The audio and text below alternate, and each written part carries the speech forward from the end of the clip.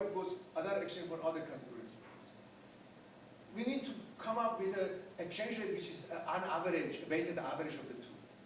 And then I'm going to tell you how we do it. Okay? But in a country like England, there is one exchange. So you don't have to worry about it. So in Iran, it becomes more complicated. But it doesn't mean you cannot do it. I did it, I wrote an article, a black market exchange rate, gosh, no, was it 8 years ago. You know, a lot of people thought that I understand underground economy because Americans wanted to find information about underground economy. They approached me. I said, I don't know anything about underground economy. Black market exchange rate does nothing to do with underground economy. It's the fact that there are multiple exchange rates, and during some periods the government forbid trade in those markets. At the moment, for example, you have two main exchange rates. One, which is the official exchange rate, about 2,560, and then there is a free market rate, which is 3,200 at the moment. And then there are other ones as well, but has been in the past.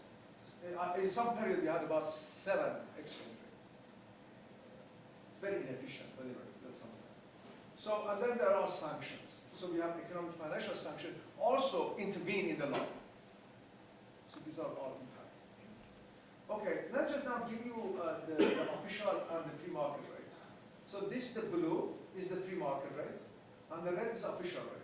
You should see there are periods that the government insists keeping the exchange rate, and the free market rate goes up, and they get forced to bring it back. Then there's a period during Prof Pesaran Talk and then Khatami, everything was working out. Then we had this period when about 2 years ago, we had the foreign exchange crisis, which suddenly there was a departure notice here. Now they are converging to each other. If you go further into the time, this distance is stable. In fact, I tell people, people in Iran, they think, therefore, this is much bigger in this period, therefore our crisis this recently has been much more important. That's what they view. I pointed out to them, the trouble is this is not, if you go back to the basic law, in order to link the exchange rate, if you like, the free exchange rate and the ratio of the price, which means the other exchange rate, you have 2 exchange rates basically. In order to line that, notice here the best way to look at it is not just the level, but the log of the two relations. So you have to take logs of this to make it linear.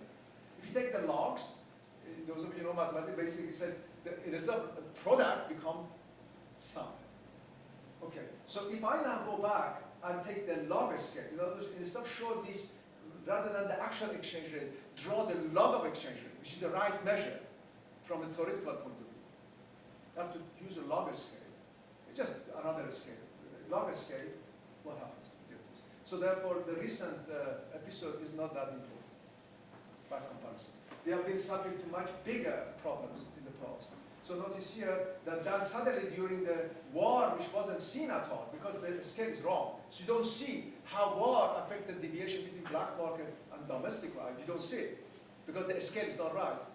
Go to right scale, you can just see the most important problem we have had was, in fact, troops during the war, where we had no currency, and there was a lot of restrictions. So you get it. And then there was a Rafsanjani period, and that's now more recent. These are the 3 episodes. So this is all episodic. Notice here, every episode, we jump in one of them, you hold one of them, it's like building force, like a dam. You put a dam, you don't let it spill over. Then the dam cannot hold the pressure. Sooner or later, it's going to let go, then it jump up. And then, this is what we have been having. Now, would you say it's a sanction here? I mean, we have had sanction all the time.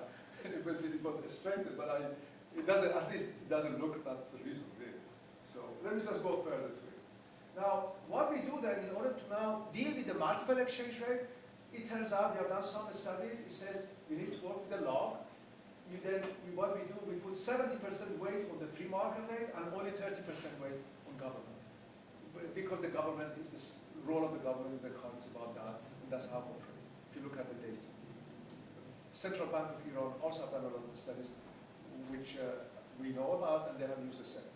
So if you take a weighted average, you basically solve the multiple exchange rate as far as the theory is concerned, so we can look at it.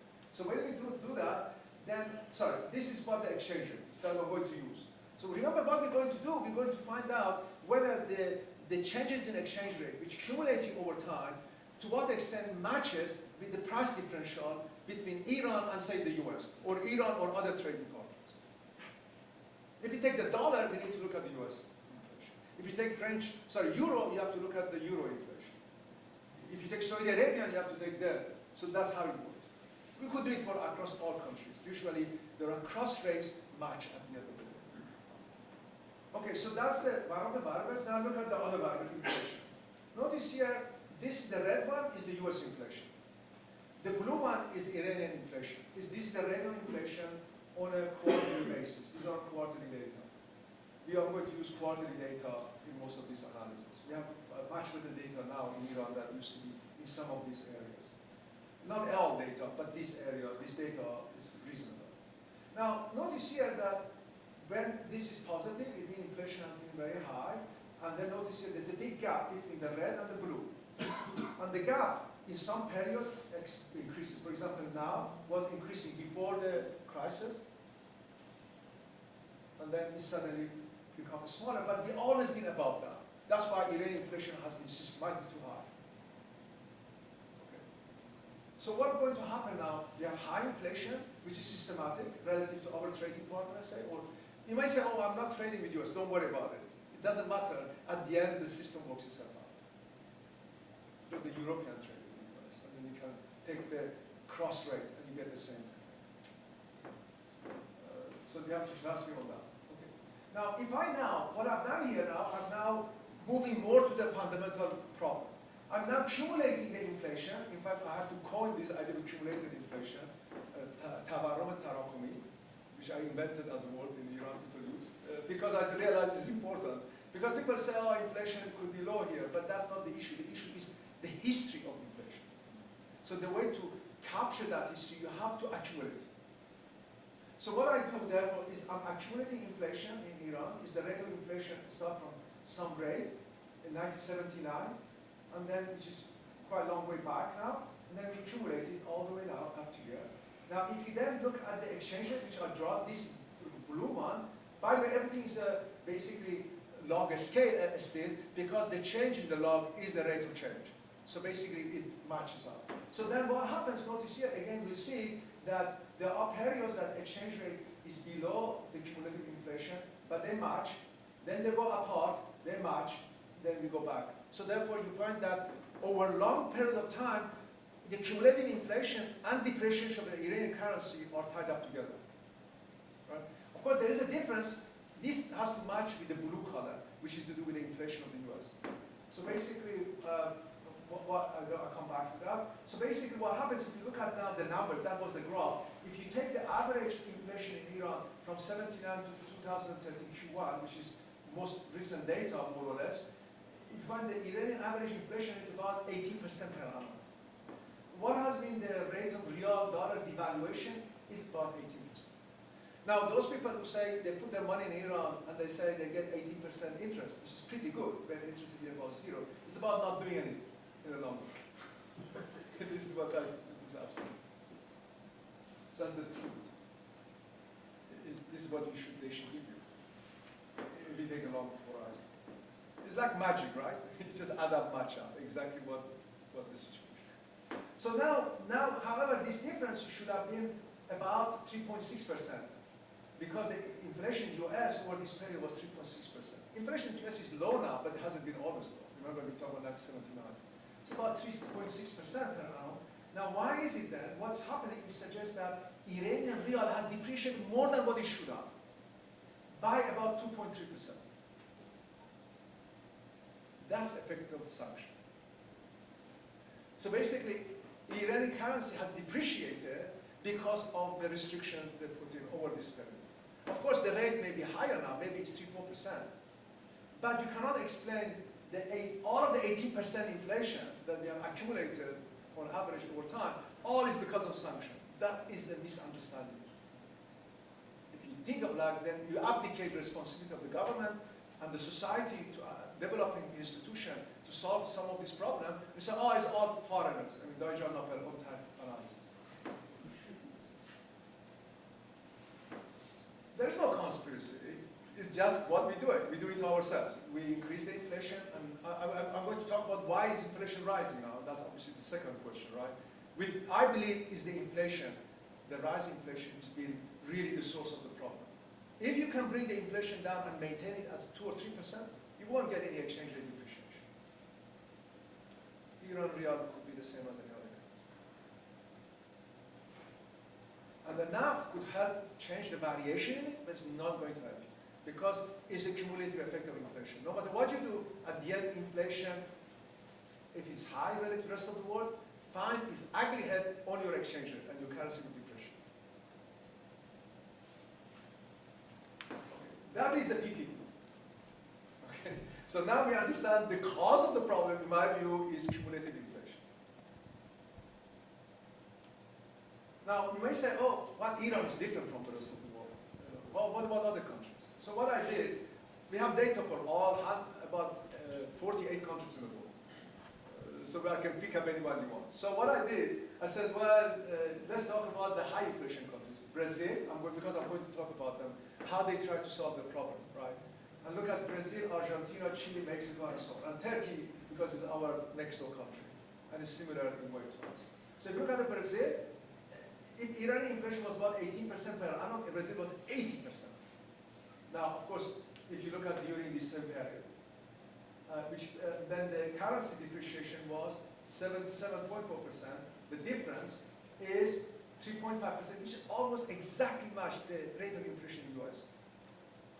It's like for the Brazilian one, because it's a high inflation country, the theory fits almost perfectly. Just as I told you, the higher the inflation, the more you have to adjust quicker. Now, if you look at Argentina, the difference is a bit lower, but remember the number, this difference should be about 3.6%, which is the US inflation. So notice here 3.5, 1.1, 2.8, 3.6, Mexico dead on, 1.3, Turkey 3.2, Iran 0.6. And the difference, Iran is a sanction effect, which has depreciated more than it should have. So it's not Iran, it just fits in. Try 100 countries, it fits in. It doesn't matter what mechanism, currency mechanism. One of the people who I was talking to in Iran, they said, well, what about Saudi Arabia? I said, look, I don't have the data, just look at it, it fits in. Because people think Saudi Arabia, because the exchange rate is basically hooked into US dollar. It's the same thing. It doesn't matter whether the currency is pegged.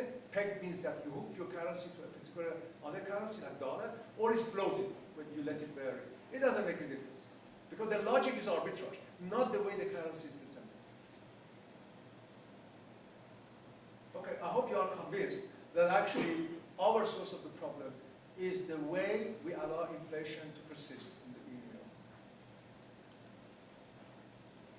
So basically, just to summarize, this mechanism takes some time to work. In Iran, we found that about 6 to 7 years sometimes it takes for it to work. And this 6, 7 years maybe is biblical. I mean, Yusuf interpreted the dream of Pharaoh, that was 7 years of plenty followed by 7 years of drought. Maybe it is some reason in our psyche, in our genetic, which we deal with the crisis, we forget about things and then come back to us. So 6, 7 years seems to be what is going on here. And I already said that it's bi-directional, it's non-causal. I'm going to look at the experience of Latin America, that it is essential that domestic inflation rate has to be in line with the foreign inflation. So there's a